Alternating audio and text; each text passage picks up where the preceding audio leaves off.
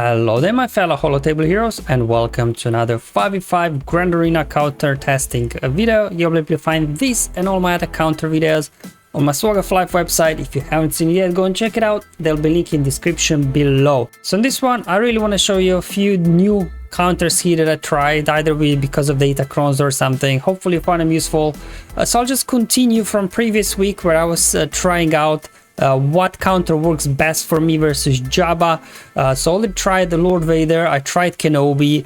They both won one, lost one, so I wasn't really happy with the win rate, so decided to kind of reserve Supreme color right now for Jabba. And so far I think, you know, he's 2 out of 2, so I think I'll just keep using Kylo for the time being. So I'll just first show you the data crons. Obviously will play a huge part. I think definitely this one with the retribution is the most annoying one, because they can counter attack right if you do an AoE. So I didn't immediately start doing the AoEs just to try to avoid those counter attacks if I can. Good thing is with this team you can save your Kylo Ren and Mask for another team if you need them, because first Orange Stormtrooper really will do the trick here. So to begin with, I just go ahead, Stunker Santan, give Kylo another turn. I'm not gonna do an AoE just yet. They've got retribution. I want to see if I can stall as long as I can. So at this point I just did a basic, again trying to avoid counterattacks. Basic from Kylo is actually, in one way to begin with, is maybe better than an AoE. You get more siphon, it will hit 3 times, so almost as many times as an AoE, so it's not a bad option to begin with. It also landed there buff immunity of Kersantan, so I was able to drop his taunt, and this then allowed me to go straight for Leia. I'm gonna do an AoE now, finish off Leia, and now ultimate is charged. So as soon as you're at this point where your Kylo gets full ultimate charge, I think, you know, you're good to go here. Obviously try to stall as long as you can the ultimate until you really need it, just so you can maybe get a little bit more siphon before you start obviously increasing your damage with the AoEs when you are in your ultimate. Decided there to do another poke, get more siphon, and I'm gonna do an AoE here, finally start ramping up damage. Now just Jabba by himself. And good thing about this Kylo team, sometimes, yeah, you only down left to Kylo, it's not gonna be great banners, but there are times versus some of the weaker Jabba teams where I had all 5 of my guys alive. So let's now move on to the Lord Vader counters. Actually, this week, people actually did put Lord Vader on defense, unlike in week 1. I didn't really see at all Lord Vader on defense. I think just one. So I decided to give my troopers a go. Obviously it little depends on the comp and data crons, will troopers work or not, but in this particular lineup they didn't have the 10 meter data cron, so I was able to get a jump start on them. The reason why I bring in the Death Trooper is for the dispel, so I can get more out of stealth, but most importantly you can add healing immunity of some of these guys, especially if you land the Royal Guard. You can quickly get them down, but unfortunately Royal Guard didn't get healing immunity. So I did go after Stormtrooper first, so no healing for many of these guys because of healing immunity. There we go, one more hit and he should be down. This is all about managing your turn meter. Like, I didn't finish off Stormtrooper just yet because I still had good turn meter on my guys, but whenever you do need a turn meter you can go ahead, finish off that remaining enemy. There we go, Royal Guard is down. I'll just go ahead and go after Maul next. Get him down. As you can see, we have to watch a little bit turn meter here. Probably a bit of a misplay here on my part. I should have put a couple of hits on Lord Vader before I took out Thrawn, just because, you know, to get Lord Vader further down, because as you can see Lord Vader almost took a turn. So definitely turn meter management is going to be huge. So another Lord Vader team, slightly different comp, only one tank in this one. And I decided to actually bring in a range trooper instead of Stark. Obviously Stark is good for some little bit of extra armor penetration, his basic and land defense down, but range trooper gives you more assists, so I guess I just wanted to see which one works better. But same thing here, they didn't really have the turn meter data cron on their Lord Vader, so just able to get the same place going, get healing immunity. This time I did get it on Royal Guard, so I'm just gonna go all out now after him. There we go, 1 hit, 2 hits. Give me 3rd hit Dark Trooper, there we go. At this point I'm like, you know what, let's just do basic, no need to do the buffs there from Range Trooper. And that's what I'm saying, it's a little bit of a turn meter management on when you decide to add buffs to your team or when to defeat an enemy. So at this point, again, mistake, I should have put a couple of hits into Lord Vader before I took out Gideon, because again, Lord Vader nearly took a turn, so definitely, you know, maybe not 100% win rate, But as long as you kind of manage your turn meter right, you should be good to go here versus these kind of Lord Vader teams that do not have the turn meter Datacron on them. Okay, yeah, Traya in itself is quite a deadly team, but the real problem here on this particular lineup is Savage. You gotta hit him. When you hit him, he feeds their meter to the team, and then they get going. Otherwise, maybe there would be no Savage in there. Potentially, actually, Bounty Hunters could get the job done. But at this point, my opponent put a lot of difficult things in the first round, so I had no choice. I just decided to give these guys a go. I'm like, well, if I do an AoE, I'll get lots of attacks. Everybody will get so much bonus turn meter. But without that AoE, I didn't quite get the contract going. And then Scion goes, dispels your buffs. That's why if you are trying this, definitely you would want to have the Retribution Datacron on your guys. So when Scion or Nihilus do their AoE, especially like Scion, he will dispel your buffs. And then if your Mando, once you do get contract, doesn't have critical chance up or critical damage up, he won't be able to use his Disintegrate. That's why it's important. When Scion goes in a moment here, come on Scion, do your AoE, there you go, he dispelled all the buffs. But because of Retribution, Mando was able to counterattack, get back that critical chance up, and I was just praying, leave my Mando low so I can disintegrate Traya. But yeah, this was pretty much it.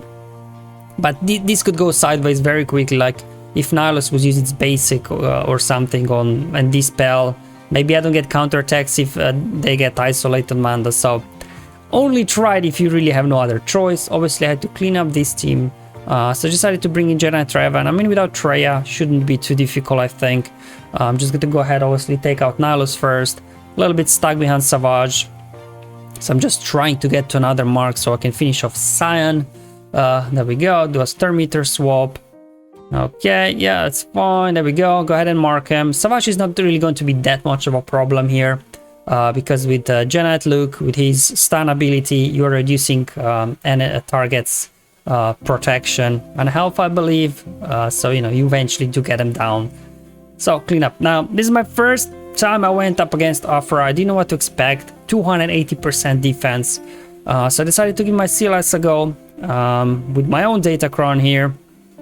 I didn't know exactly what to expect, but I think the team lineup is not the best Aphra lineup, and as well the Datacron they had worked against them, because check this out, I stun Aphra, and then IG has 100% turn meter because of Datacron. He was the weakest, he did his AoE, and we just finished him off. And not only we finished him off, because he did hit us, we got counterattacks, we get more turn meter for the team, and this then allowed me to start running circles around these guys. There we go. Definitely going after Vader, get him down. So I think CLS can work Dr. Aphra, but it will really depend on Datacrons, I think. So this is the first time I actually tried. Normally I'm keeping Raddus for defense, but I do start bringing him occasionally for offense because, you know, he can be useful.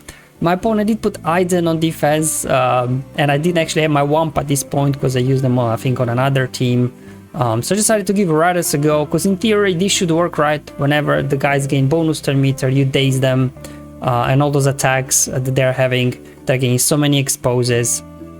I went after Death Trooper first, that seemed a logical choice, and I'm just going to go ahead, finish off these guys as well.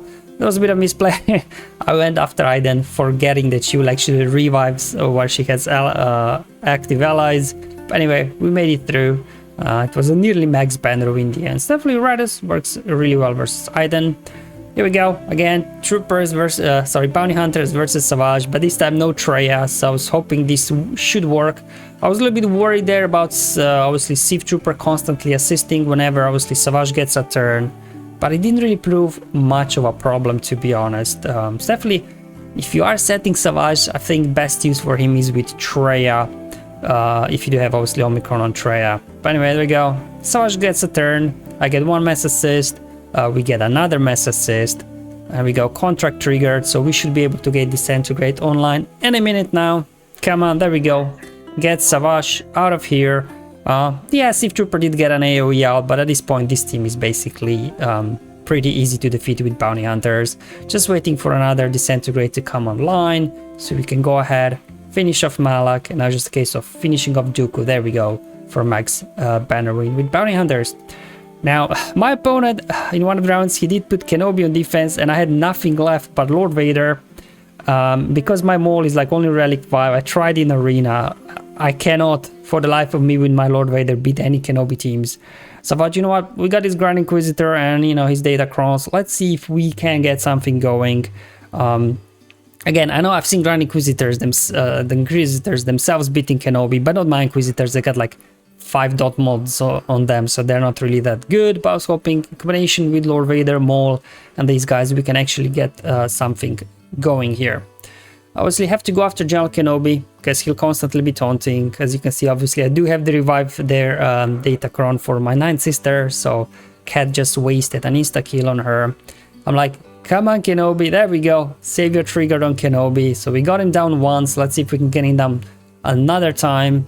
I'll just go ahead, heal up the team a little bit, get some foresight going, and just keep hitting General Kenobi. I definitely noticed that AI, especially like Commander Ahsoka Tano and Master Kenobi, they looks like they're hard-coded to go after Inquisitor, Grand Inquisitor, which is a bit of a problem because obviously, you know, he's quite good with his abilities. There you go, I hit my ultimate before they hit their ultimate. I wasn't able to finish off General Kenobi for the 2nd time. Now he's back to full health and protection. I'm unloading another more attack. I'm like, come on, somebody get him down already. Come on, 1 hit, 2 hit, get him down, almost there. Almost there. And now Padme heals him up. I'm like, are you kidding me? Anyway, we just keep going. I'm like, not looking good. 2 minutes to go. I'm yet to take anybody down. General Kenobi finally is taken out. Now let's see if we can actually take Commander Ahsoka Tano out as well. Because if we do that, I think I should be able to win. I'm just trying, who do I ability block? Decided to ability block Padme so she doesn't heal up somebody again. Almost got Cat out. I'm like, come on. 1 more hit.